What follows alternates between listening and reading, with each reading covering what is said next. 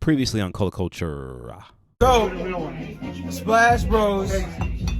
We are here. Hey, Clay, how many we got? Count them out. Cuatro.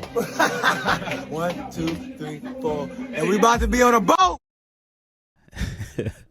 That boy Wardell is something else, ain't he? But anyway, what's going on, guys? Today we have the MB01 lows, and I had no idea that they were going to drop a low. Of course, when I seen it, I was scrolling on IG and I was like, dang, I gotta have those. If you're not familiar with my channel, I did do a couple pairs of retails a couple videos back, so make sure you check those videos out. And I even did a pair of fakes for you guys. I compared those to the retail Rick and Morty, so make sure you check those videos out. All right, so back to these lows. It looks like the box, same box, nothing different. That 03A5 sticker is something not standard. Not sure if that's from the reseller I got these from. Wait, what? Reseller? Yeah, reseller. This is what happened. Like I said, I was scrolling on IG. I clicked on that little shop now button. It took me over to Champs.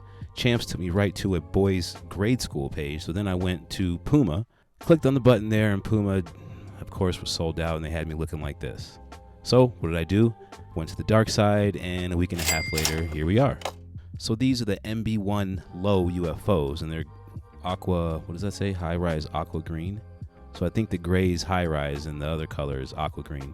Also this little hole in the box, I don't know what that is for, maybe ventilation. But as far as the box goes, there's really no difference from the mid to the low. So let's just jump right into this.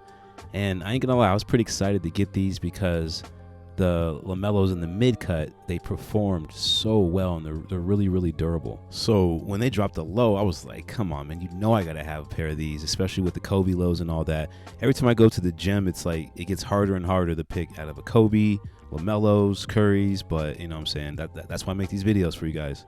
Wait a minute, is it just me or does the silhouette in the low form look better than the mid? I'm thinking this low is just perfect. And it was such a, whoever thought of this is like a genius over there at PUMA. It's probably LaMelo was like, yo, I need a low, because LaMelo's favorite sneaker, basketball sneaker of all time, from what he said, is the Kobe 8. And that's like the lowest Kobe they ever made. And that's also the Kobe sneaker that he got hurt in. But with these, that looks a little low quality there, I must say. Kind of looks like foam or something. Embroidered a little bit better on this side. And this shoe just translates really well to a low. Like they really had to do no work. They threw this little UFO on there, you know, hence the name the UFOs, because LaMelo still thinks he's out of this world and a one-on-one type of player, which I think he is. I mean, you know, I think he's got a lot of potential, but you know, we got to wait a couple more years for all that potential to really blossom. But man, this shoe, it was a good one for LaMelo. Like usually the first shoe for players, the first SIGs aren't the best in the world. I know LeBron had like the Zoom generation, which I really loved, and LeBron 2 was like, eh. So hopefully the LaMelo MB02s are going to be even better than these, or at least as good. They don't have to top this. They just got to make it as good. Like don't go down in quality like they did with the Curry line. The Currys kind of got worse, especially aesthetically. The Currys were just like, ew. But these are just, this is amazing. Like they did a good job. So PUMA, keep kicking these out. Like the colorways, I don't think there's a bad colorway of the MB1s. Like the Galaxy colorway wasn't bad, it just wasn't for me. And a couple other of them kind of, you know, they grew on me a little bit. So if you want to cop these shoes, you might have to go to the dark side. I didn't even see these in the stores. I didn't go check the stores, but I don't think they were in there. And LaMelo shoes are starting to sell out like some of the other hyped up shoes out there. They're not really that expensive like some of the others, but I think they will be in the future.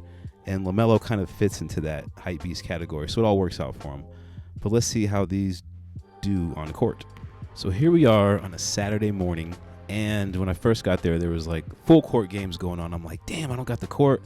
But it looked like it was like a team or something they were practicing, and when they got off, I had the whole court to myself, so that's what's up. So right out of the box, there's no break-in, there's no cleaning of the bottom that you got to do. I didn't wear them outside. I just kind of walked in here with slides, put them on the court, and this is how they sound. Not bad, right? I think these are ready. So my overall impression of these is it kind of reminds me of a Kyrie sneaker, just with a better cushioning system, in my opinion. And I'm not sure which one I liked better when this was all over with, as far as the mid or the low. I would probably go with, I would say both, because there's sometimes I do want a little bit more ankle support and there's sometimes I don't. they honestly don't feel any lighter than a mid. So it's just kind of one of those things you're probably going to have to fill out for yourself. These landing tests that I'm doing, very important, because when you land, you want to make sure everything is soft and cushy. So these do pass the test right there. And make sure, again, you check out my other MB01 videos, because I went a little bit more deep into the tech of these.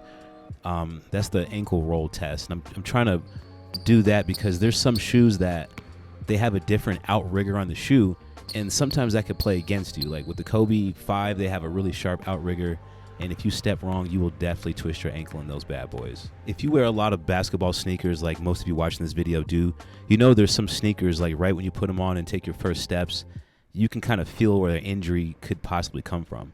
Now, I could easily twist my ankle here with the traction test.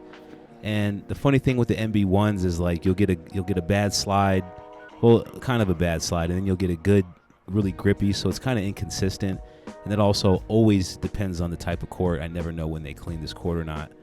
But the traction is just as good as the mid. You're not missing anything out with this sneaker except maybe a half ounce of weight that they shedded on this low pair. So I give these a 10 out of 10, mostly because they made a low. They didn't mess it up, and it just looks amazing on court. Like, I spent most of the time really doing it on feet. This really isn't a performance test. I didn't really play that hard. The second video I'm going to do with the Kobe's is a little bit more activity, but these I just got there. It was early, and the shoe kind of speaks for itself. A lot of people have the MB1s now, so I wish they just wouldn't have waited so long to make these shoes. Like, they should have made more of these. Well, they did when LaMelo was playing, but it was kind of confusing. The low should have been maybe the first shoe. I don't know. I think it's dope. I'm happy to have a pair, and I would say cop these now as soon as you can, because the two might not be as good as the one. We don't know that yet, and I think LaMelo's shoes have a high stock, and I think over time they are going to go up, kind of like how the Currys are actually finally starting to get some traction in the hype world. Like, people do want the Currys, and I'm not sure if it's for aesthetics, collecting, or just hooping in them. I got the Currys mainly to collect them back in the day, but now I just play in everything that I have in my hands. See, those just look so good aesthetically. The shoe's beautiful, guys. It's a 10 out of 10. If they could change one thing on this shoe, it would be, I don't know, just not make the embroidery on that left inner side so cheap, but that's just nitpicking. These are beautiful. They're perfect. Whatever you want to call them. I highly recommend them. Stay tuned for the next video, because I got like 3 more basketball videos to do, and they're all retail sneakers. I know I do a lot of the UA sneakers. Some call them fakes, whatever you want to call them. But just make sure you stop by for the next video. Peace, love, and light. And I'm out.